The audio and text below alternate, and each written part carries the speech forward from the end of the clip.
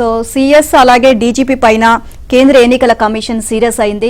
So polling రోజు నుంచి ఇప్పటి వరకు కూడా అసలు ఏపీలో ఏం జరుగుతుంది, ఇన్ని పరిణామాలు చోటు చేసుకునే ఆందోళన నిర్వహిస్తున్నారు. సో ఒకరిపైన ఒకరు దాడులు చేసుకున్న పరిస్థితి, అంటే మీరు ఇంత నిర్లక్ష్యంగా వ్యవహరిస్తున్నారు కాబట్టి ఇన్ని దాడులు జరిగాయి, అసలు ఏం చేస్తున్నారు మీరు అసలు అని చెప్పేసి దీనికి సంబంధించి ఢిల్లీ వచ్చి వివరణ ఇవ్వాలి అని చెప్పేసి సిఎస్ అలాగే డీజీపీ పైన సీరియస్ అవ్వడం జరిగింది. ఈ రోజు సిఎస్ అలాగే డీజీపీ ఢిల్లీ వెళ్లి వివరణ ఇవ్వనున్నట్లు కూడా తెలుస్తోంది.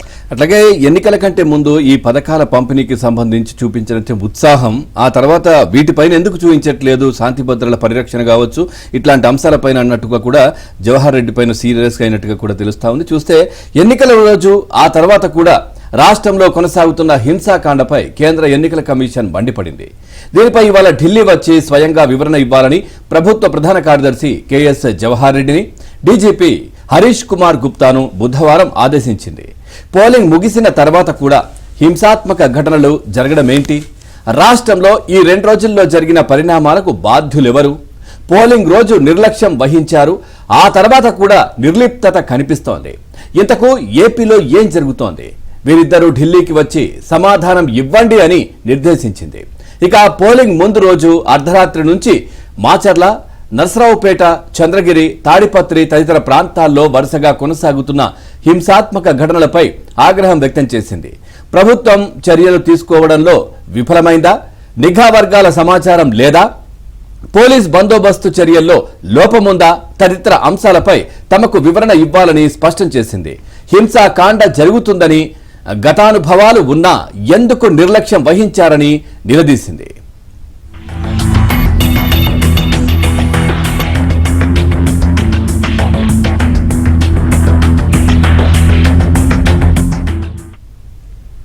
పోలింగ్ రోజు పల్నాడు ప్రాంతంలో అధికార పార్టీ దౌర్జన్యాలు, మాచర్లలో ప్రతిపక్షాల ఏజెంట్లపై దాడులు, ఇళ్లల్లోకి చొరబడి కుటుంబ సభ్యులను బెదిరించడం, నరసరావుపేటలో టీడీపీ అభ్యర్థిపై దాడులకు దిగడం, కత్తులు కర్రలతో రోడ్లపై స్వైర విహారం చేయడంపై తీవ్ర ఆగ్రహాన్ని వ్యక్తం చేసింది. చంద్రగిరి టీడీపీ అభ్యర్థి పులివర్తి నానిపై ఈవీఎంలను భద్రపరిచిన స్ట్రాంగ్ రూమ్ల వద్దే మారణాయుధాలతో దాడి చేయడాన్ని గట్టిగా నిలదీసింది. హింస జరుగుతుందని ముందే హెచ్చరికలు ఉన్న నేపథ్యంలో ఎన్నికల పరిశీలకుడు రామ్మోహన్ మిశ్రా అక్కడకు వెళ్లారని, పరిస్థితులు చూసి అప్రమత్తం చేసినా ఎందుకు చర్యలు చేపట్టలేదు అని ప్రశ్నించింది. రాష్ట్రంలో హింసాత్మక ఘటనలు సీఈసీ సీరియస్ గా తీసుకున్న నేపథ్యంలో సీఎస్ డీజీపీ ఇవాళ ఢిల్లీ వెళ్తున్నారు. ప్రధానంగా 3 అంశాలపై వివరణ ఇవ్వనున్నారు. 1, పోలింగ్ తర్వాత హింసను నియంత్రించడంలో వైఫల్యానికి కారణాలు, అదే 2వది హింసను అరికట్టేందుకు చర్యలు తీసుకోకపోవడానికి బాధ్యులెవరు, 3వది నియంత్రణ చర్యలు తీసుకొని ఉంటే అవేంటో ఈసీకి సమర్పిస్తారు.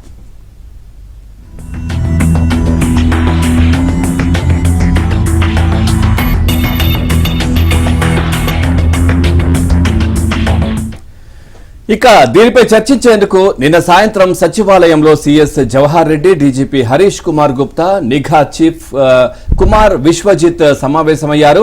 ఇక ఎన్నికల నోటిఫికేషన్ వచ్చినప్పటి నుంచే సమస్యాత్మక ప్రాంతాలపై నిఘా పెట్టి ముందస్తు చర్యలు చేపట్టాల్సి ఉండగా అలా జరగలేదని, తాను బాధ్యతలు తీసుకున్న 2 రోజుల్లోనే కాకినాడ ప్రాంతంలోని బలగాలను ఇటు తెప్పించారని డీజీపీ వెల్లడించినట్లు తెలిసింది. ఇక గతంలో అల్లర్లు సృష్టించిన అభ్యర్థుల వెంట షాడో బృందాలు ఏర్పాటు చేయలేదని, వీటన్నిటిపై దృష్టి పెట్టేందుకు తగినంత సమయం తనకు లభించలేదని అన్నట్లు సమాచారం.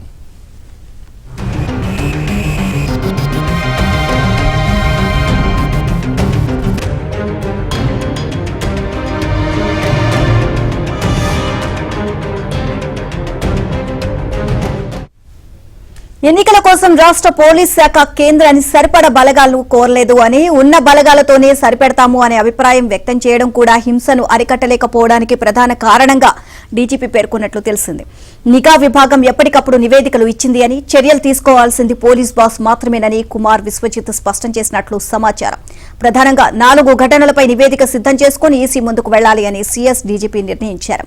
అధికార పక్షానికి ఓట్లు కురిపించే పథకాలకు నిధులు విడుదల చేయించడానికి చూపిన శ్రద్ధ శాంతి భద్రతల సమీక్షలో సీఎస్ జవహర్ రెడ్డి చూపలేదు అని ఈసీ దృఢంగా భావిస్తోంది అని, ఇదంతా ఆయన వైఫల్యమేనని గుర్రుగా ఉన్నట్లు ఐపీఎస్ వర్గాల్లో చర్చ జరుగుతోంది. మాచర్ల దాడుల్లో వైసీపీ గూండాలకు పోలీసులు సహకరించారు అనే ఆరోపణలపై డీజీపీని ఈసీ సంజాయిషీ కోరింది.